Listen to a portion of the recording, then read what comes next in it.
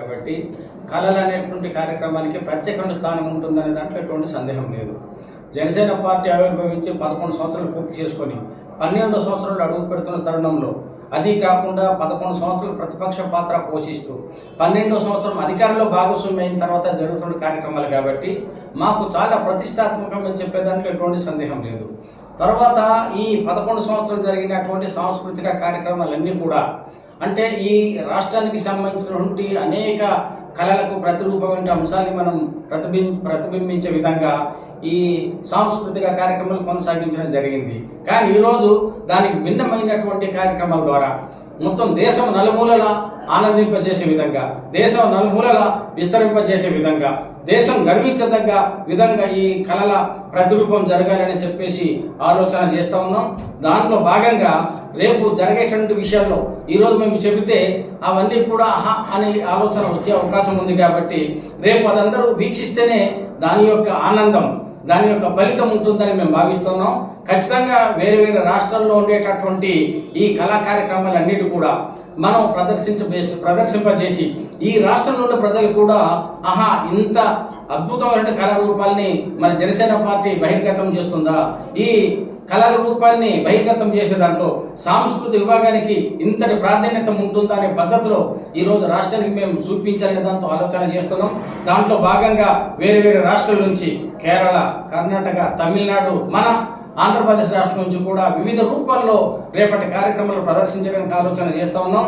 ఇన్ని సంవత్సరాలు జరిగినటువంటిది ఈ 11 సంవత్సరాలు లేనటువంటి కార్యక్రమాలన్నీ కూడా రేపు మేము చూపించబోతున్నాం. అది మీరు చూస్తేనే దాని యొక్క గొప్పతనం, చూస్తేనే దాని యొక్క ఆహ్లాదకరమైన వాతావరణం మీకు తెలుస్తుంది. కాబట్టి మేము అవన్నీ ఇప్పుడే బహిర్గతం చేయడం మంచిది కాదు. అయినా కూడా రంజింపజేస్తాం, ప్రజలందరూ ఉత్తేజపరుస్తాం.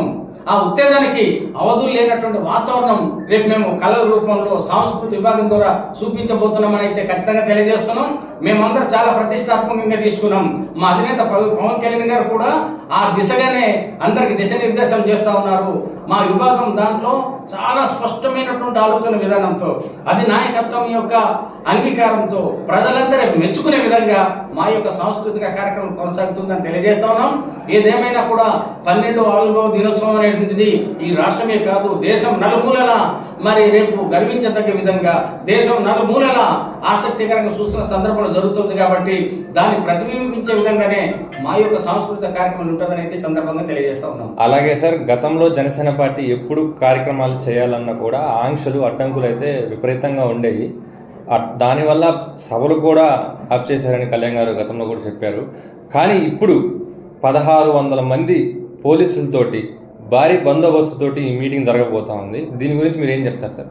అంటే ప్రతిపక్షానికి అధికార పక్షానికి ఉన్న వ్యత్యాసం ఒకవైపు అయితే, గతంలో నియంతృత్వ పోకడలతో ఒక నియంత్రణ మరిపించే విధంగా జగన్మోహన్ రెడ్డి అనేటువంటి ఒక రాక్షసుడు రాష్ట్రాన్ని పరిపాలన చేస్తూ ఉన్నప్పుడు ప్రజాస్వామ్య వ్యవస్థలన్నింటినీ కూడా భ్రష్టు పట్టిస్తూ నియంతృత్వ పోకడాలను అవలంబించారు. కాబట్టి గతంలో మేము సభలు పెట్టుకోవాలంటే కూడా ఆఖరి రోజు వరకు ఆంక్షలు పెడుతూ మానసికంగా వేధిస్తూ సభలు జరగకుండా ఆ రోజు నియంత్ర పాలన కొనసాగించిన విధానాలకి స్వస్తి పలుకుతూ ఈ రోజు అధికారంలో భాగస్వామ్యం అయ్యాం. కాబట్టి ఎక్కడ భద్రత లోపాలు జరగకూడదు, ప్రజలకు ఎక్కడ కూడా అసౌకర్యం కలగకూడదు, సభ సజావుగా జరగాలి అనేటువంటి ఒక దృక్పథంతో ప్రజాస్వామ్యవాదులుగా ప్రజాస్వామ్యాన్ని రక్షించే విధంగానే రేపటి సభ జరగబోతుందనేది అయితే ఖచ్చితంగా తెలియజేస్తున్నాం. కాబట్టి ఈరోజు 1600 మంది ఈరోజు మాకు భద్రత కల్పిస్తున్నారంటే అది జనసేన భద్రత కాదండి.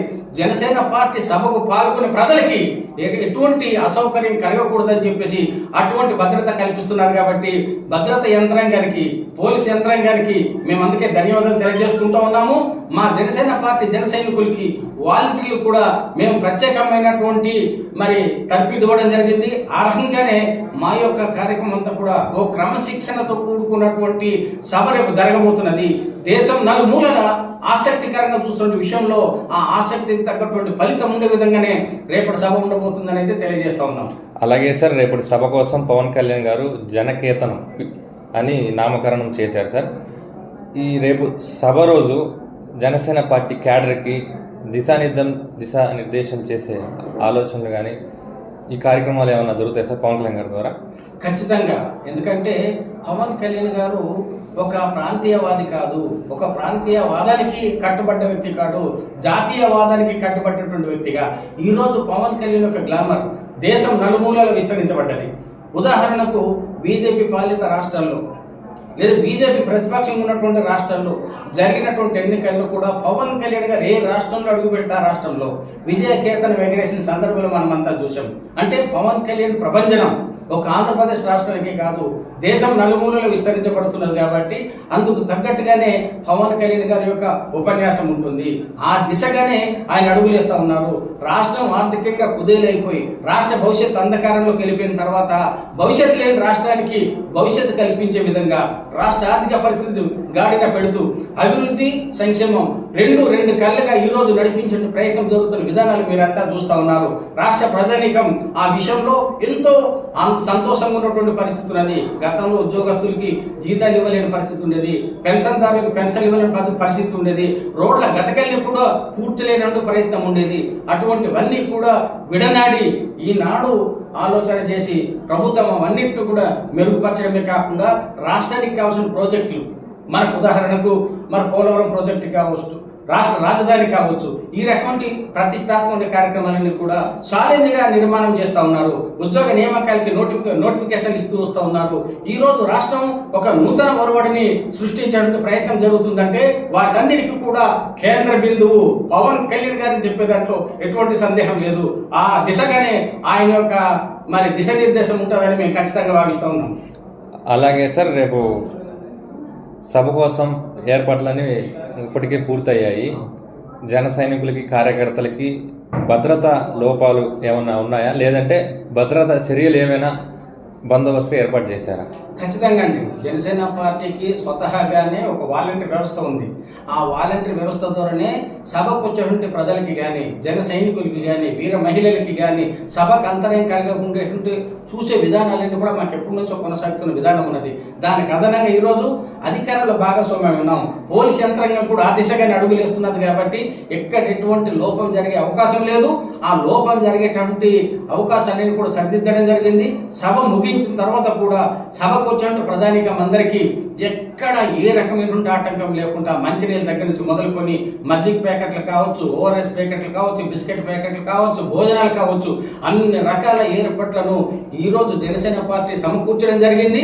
అది కావలసినంత స్థాయిలో ఏర్పాటు చేస్తున్నాం. కాబట్టి ప్రజలకు ఎక్కడ అసౌకర్యం కలిగే అవకాశం లేదు. అసౌకర్యం రాకుండా చూసే బాధ్యత ప్రతి జన సైనికుడు తీసుకుంటాడనేది అయితే ఖచ్చితంగా తెలియజేస్తా ఉన్నాం. అలాగే సార్, అరకు పార్లమెంటు సమన్వయకర్తగా ఉన్నారు. అక్కడి నుంచి జన సైనికులు కానీ, వీర మహిళలు కానీ ఎంతమంది పాల్గొనే అవకాశం ఉంది సార్? ఇది చాలా మంచి క్వశ్చన్ మీ దగ్గర నుంచి. రాష్ట్రం అంతా ఒక ఎత్తు అయితే అరకు పార్లమెంట్ ఒక ఎత్తు. అరకు పార్లమెంట్ అనేది రాష్ట్రంలో సగ భూభాగంలో ఉండేటువంటి కాన్స్టిట్యున్సీ. భౌగోళికంగా చాలా పెద్ద కాన్స్టిట్యున్సీ. భద్రాచలం నుంచి మొదలుకుంటే పాలకొండ వరకు, శ్రీకాకుళం జిల్లా పాలకొండ వరకు మా అరకు పార్లమెంట్ ఉంటుంది. రవాణా వ్యవస్థ అంతంత మాత్రంగా ఉంటుంది. మౌలిక సదుపాయాలు అంతంత మాత్రంగా ఉంటుంది.